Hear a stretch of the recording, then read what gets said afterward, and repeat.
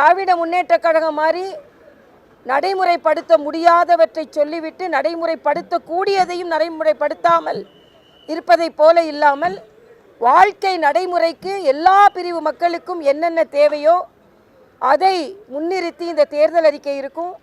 நான் ஏற்கனவே சொன்ன மாதிரி இந்த தேர்தல் அறிக்கை கதாநாயகனும் கிடையாது, கதாநாயகியும் கிடையாது. இந்த தேர்தல் அறிக்கை தாய், அம்மா.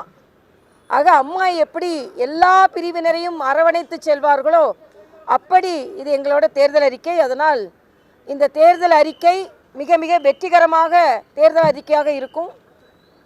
அது மட்டும் இல்லை, இந்த தேர்தல் அறிக்கையை பொதுமக்கள் பங்கெடுத்து கொள்ளும் அளவிற்கு கையில் இருந்தே ஒரு நிமிடத்தில் என்னோட தேர்தல் தேவை இது, வாழ்க்கையின் தேவை எது, கோரிக்கை இதுன்னு சொல்கிறதுக்கு ஒரு மிஸ்டு கால் நம்பர் கொடுக்குறோம். 7878786060. இதை மிஸ்டு கால் கொடுத்த உடனே ஒரு லிங்க் வரும். அந்த லிங்க் வழியாக நீங்கள் போனீங்கன்னா உங்களோட பேர், கோரிக்கை என்ன அப்படின்னு டைப் பண்ணி அனுப்பிச்சிங்கன்னா நேராக எங்களோட வெப்சைட்டுக்கு வந்துடும். ஆக மக்களை இதயத்தோடு இதயமாக மக்களை சந்திக்கிறோம், இணையத்தோடு இணையமாகவும் மக்களை சந்திக்கிறோம். அதனால் ஃபேஸ் டு ஃபேஸ் சந்திக்கிறோம், ஃபேஸ்புக் மூலமாகவும் சந்திக்கிறோம். அதனால் ஒரு ஹைடெக்காகவும் சந்திக்கிறோம், அதே நேரத்தில் மக்களுக்கான இயல்பாகவும் சந்திக்கிறோம். அதனால் இந்த தேர்தல் அறிக்கை பத்திரிகை சகோதரர்களையும் வேண்டுகோள் விடுக்கிறோம். உங்களை சார்ந்தவர்கள், உங்களுக்கு தெரிந்தவர்கள், நீங்கள் சந்திக்கும் பல துறையினர் ஏதாவது கோரிக்கை இருந்தால் அதை எங்களிடம் அவர்கள் மூலமாக கொடுக்க சொன்னீர்கள் என்றால், ஏனென்றால் நாங்கள் மரியாதைக்குரிய பாரத பிரதமர் அவர்கள் தலைமையில் நல்லாட்சி கொடுத்து கொண்டிருப்பதைப் போல எந்தெந்த வகையில் ஒரு விஷன் டாக்குமெண்ட், தமிழ்நாடு இப்படி தான் இருக்கணும் அப்படின்ற ஒரு பிரம்மாண்டமான ஒரு தேர்தல் அறிக்கையாக இருக்குன்றது எனது கருத்து.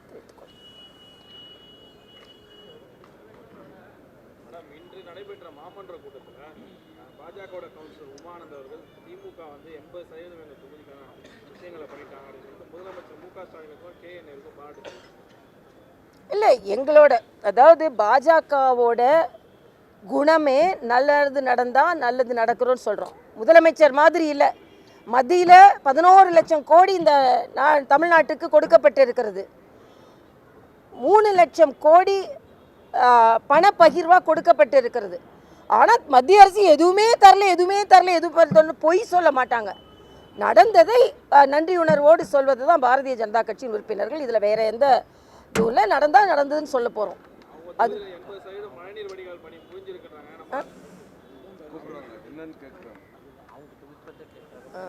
அதுதான் சொல்ல அவங்க தொகுதி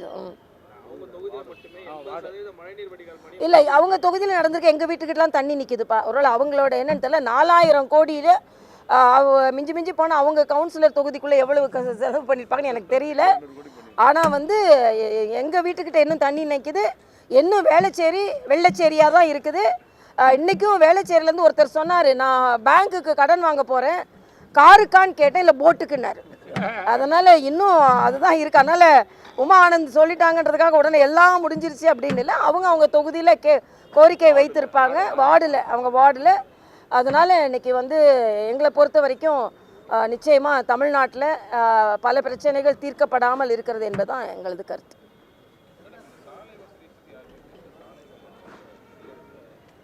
இல்லை, அதுதான் நாங்கள் சொன்னோம். அதாவது 4000 கோடி இவங்க செய்யலை. ஆக்சுவலாக என்னோட தென்சென்னை தேர்தல் அறிக்கையிலேயே சாலைகளையும் மழைநீர் வடிகாலையும் எவ்வளவு பிரமிக்க தழுக்களும் விஞ்ஞானபூர்வமாக அணுகுவோன்னே நான் சொல்லியிருந்தேன்.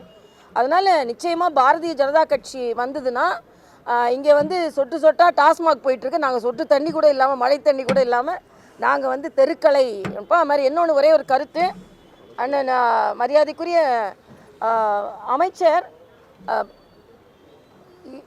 அதாவது ஃபேஷன் ஆயிடுச்சுன்னு சொல்கிறார். அரசு ஊழியர்கள் போராடுவது இன்றைக்கி ஃபேஷன் ஆயிடுச்சுன்னு சொல்கிறார். அரசாங்கமே ஃபேஷன் ஷோ தானே நடத்திட்டு இருக்கீங்க.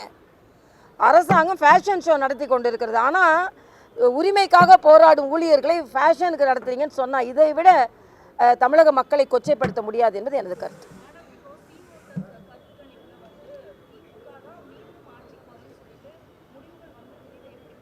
அதாவது எங்களோட கூட்டணி எல்லாம் முடிவு செய்யப்படுவதற்கு முன்னால் மரியாதைக்குரிய பாரத பிரதமர் வருவதற்கு முன்னால் எடுக்கப்பட்ட கருத்து கணிப்பு அது. மரியாதைக்குரிய பாரத பிரதமர் மதுராந்தகத்துக்கு வந்த பின்பு, எங்களோட கூட்டணி பலம் பெற்ற பின்பு, இன்று நாங்கள் திமுக ஆட்சியின் அவலங்களை எடுத்து கூறிய பின்பு இன்னொரு ஓட்டர் எடுத்தோம்னா நிச்சயமாக தமிழ்நாட்டில் எப்படி அகில இந்திய அளவில் தேசிய ஜனநாயக கூட்டணி வருகிறதோ அதே மாதிரி தமிழ்நாட்டிலையும் தேசிய ஜனநாயக கூட்டணி வரும். என்னொன்று, அவங்க கூட்டணி வெலவெலத்து போயிருக்கிறது.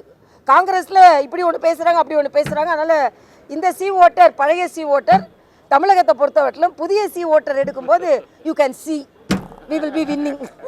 செய்திகளை உடனுக்குடன் தெரிந்து கொள்ள கீழ்கண்ட கேபிள் மற்றும் DTH நெட்வொர்க்குகளில் எம்நாடு செய்தி தொலைக்காட்சியை காணுங்கள்.